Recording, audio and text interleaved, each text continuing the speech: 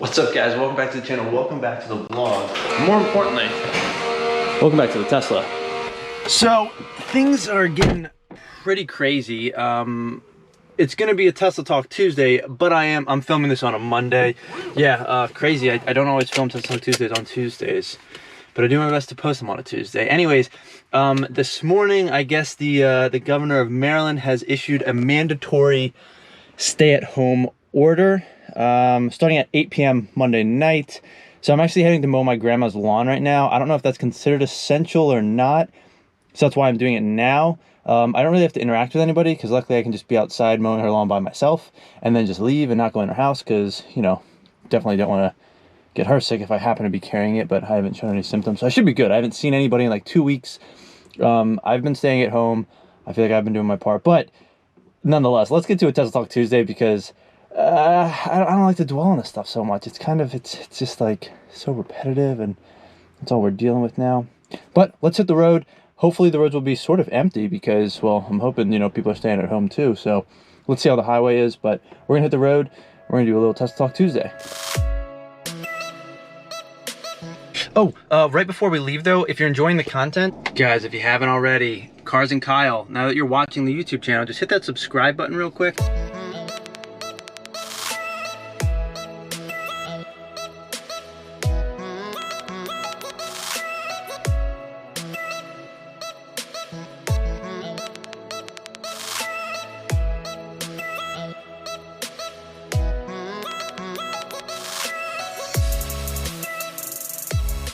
All right, so first and foremost, the Model Y is out. You're getting spotted everywhere. There's a ton of deliveries. They're actually doing deliveries at the Rockville Service Center, which is the one near me. However, I have not gone back because I've just been staying in my house. But there are some neat things that are coming out now about the Y and also the Model 3 and Y.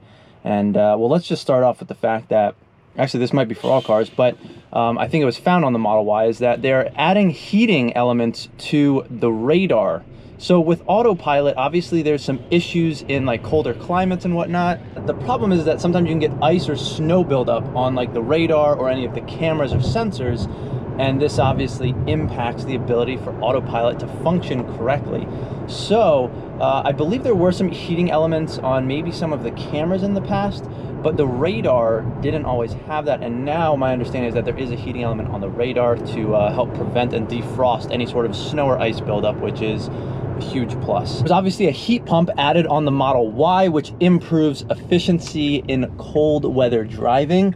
So that's obviously huge. You get better range when you have increased efficiency for the heat. That's one of the biggest, I guess, drawbacks of driving a Tesla or other electric cars potentially in cold weather is the range in colder climates, especially if you have the heat running. So that's a huge plus. And then apparently there have been some leaks as far as potentially having air suspension going into not just the Y, but also maybe even the Model 3. I guess Elon had come out in the past and said that that was not happening. I don't know how recently he's reconfirmed that. It'll be interesting to see if it does actually happen in the future, because that would be some nice that would be a nicety to have. I do love it on my car. Unplugged Performance, they're known to make performance components for all of the different Teslas. They have a really sweet Model S Performance Apex version, just fully carbon fiber, custom interior, exterior, all that good stuff. It looks pretty good. So I'll be curious to see what they come out with for the Y, and what a final product of theirs looks like in the future.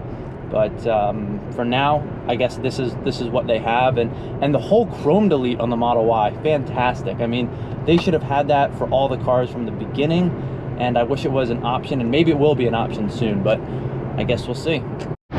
So even with nobody working, I mean it is pretty empty on that side, but like there's still people out here. It's definitely not congested, and there's no rush hour traffic, but I mean there's still people out and about on the highways for sure. I mean, the world we live in right now is quite intriguing, but if you do not know, I think all Model S and X's come with like a HEPA grade air filter. Like, I think they were saying if like a nuclear bomb went off and you know how the air is really bad afterwards, you could theoretically drive your Tesla and the filtration system is good enough that you would be completely fine breathing in the air. So that is pretty neat. Maybe they'll find a way to refactor, reuse, whatever, reuse those components for hospitals or whatever, but who knows. Anyways, they did donate, you know, like 50,000 N95 masks or something, and some other things, so good for Tesla.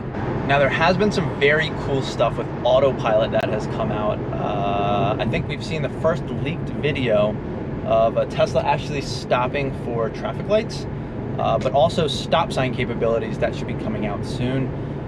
Obviously, we don't have complete full self-driving, fully like approved and being pushed, but there are slow changes being made all the time, and well, having the ability to stop at stoplights and stop signs is very neat, because when I had a loaner, I think it was like 85D, that had autopilot 1, I was using that, but what would happen is if you were like, you know, in stop and go traffic, maybe not on a major highway where there are stoplights, if you were the first car coming up to that stoplight and maybe the car in front of you went through, I mean, obviously you should be paying attention, but you would have to then actually stop the car, because the autopilot would just keep driving through the intersection. It would stay in the lane, continue through the intersection, but if the light's red, you would have to stop manually. As always, pay attention, but it is neat to see these changes coming out, because it just means that they're probably getting closer and closer, and hopefully at some point they will, you know, put it to regulators to decide if full self-driving will be allowed and available, and it will be very neat to see that on the road. However, in the meantime, I'm going to keep driving my non-autopilot Tesla, enjoy the driving experience, enjoy the little pedal on the right, where when you push it, it just, you know, pushes you right back, and there goes my phone. I mean, the car's still quick. It's what, 6 years old at this point, with 104,236 miles on it. No autopilot, but it's still fast, so, or quick. Sorry, I don't want to, you know, use the wrong terminology for all those people out there that got mad when Tesla came out and started blowing supercars 0 to 60 times out of the water. They had to, you know, make sure that they were differentiating between quick and fast. You know how those Ferrari owners are. Now, because of all this Model Y stuff, there have been, I guess the CyberTruck has kind of, you know, been put on the back burners. Not as interesting. It's obviously going to be, you know, probably at least 2 years before it comes out. But at one point it was reported that there were like over 500,000, you know, pre-orders of this truck, which is awesome. I actually have 2 of those pre-orders. One was actually by accident, but I kept both because it was only $100, fully refundable. So we decided to leave them both in there. They are both for the tri-motor versions, but I guess it has come out now as far as the top countries as to where the pre-orders have taken place. So if we look at that list that we have right here, the United States accounted for 76.25% of all pre-orders, which is kind of to be expected. That's where Tesla always comes out with first. There's also a lot of citizens in the US, over, you know, 300 million. But then we have Canada in second at 10.43. Then it quickly drops off to Australia at 3.16%, the UK at 1.39%, Norway at 1.11%, Germany 1.05%, Sweden 0.83%, Netherlands 0.67%, France and Iceland both at 0.44%. So those are the top 10 countries, but you can see it quickly tapers from 76 down to 10, down to 3, and then everything else is, you know, 1 point something or less. But nonetheless, you know, you can see there are pre-orders from all of these different countries throughout the world, which is pretty neat to see. Anyways, we have just pulled up to my grandmother's house, so I am going to go mow her lawn for her real quick, and then we will be heading back to my house, because I guess that's really all there is to do at this point. I still have to keep job searching.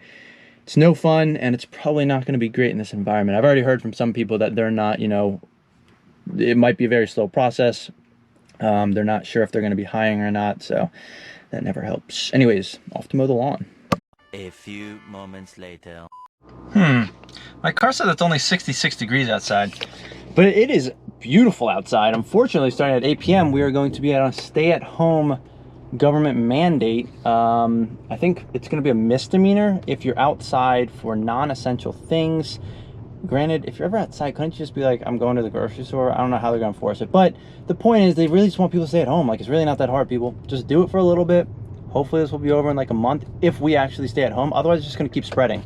And that's the problem. Anyways, it's beautiful outside. So maybe, you know, just go for a walk like by yourself. Make sure you stay away from people, all that jazz. If you see people coughing or if you're coughing, just turn and go the other way. But otherwise, I mean, it's gorgeous outside. Perfect day for the sunroof.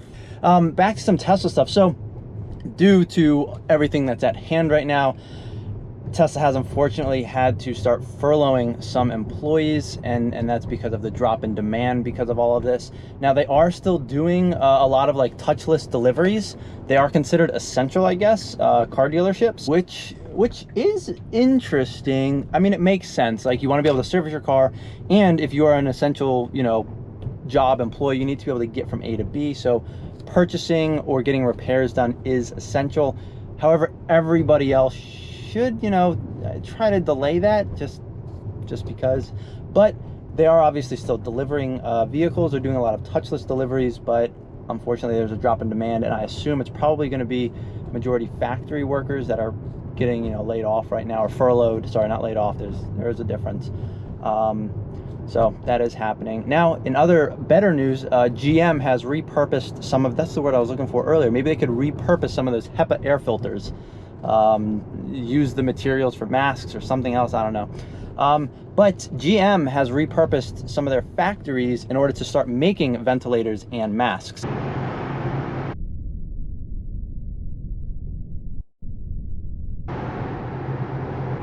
There's even a sign on the highway just now that said, "Save lives, stay home now." I mean, it's a thing, guys. It's a thing. So just, you know, do what you can, help other people out, be safe. But if you're enjoying the content, please hit that subscribe button. Just stay home, you know, watch some YouTube videos, check out my channel, check out other people's channels. You know how it is. It's just a good time to catch up on any missed videos of mine that you guys may or may not have seen. Now, one final thing to note before we go. The beauty of having an electric car. Wait for it, wait for it. Wait for it, wait for it. Ayo. So you can plug in at your house. You're fully charged every time you go out in the morning, unless we lose power, we're golden. I mean, right now I don't think we're gonna lose power. It's not like a hurricane or something, but yeah, we're fully charged. We don't have to go to the gas station. That is a key fact right now. We can avoid those dirty, germy gas pumps, especially at least for local driving. Now, if you had to go on a long road trip or something, you would have to use a supercharger, but, you know, just Clorox Purell your hands. But for daily tasks, driving around town, you always have a full car. You don't have to worry about going to the gas station. It's fantastic. Much cheaper and much more sanitary. So yeah, fantastic stuff. Anyways, if you guys are enjoying the content, please like and subscribe. And until next time, guys, thanks for watching.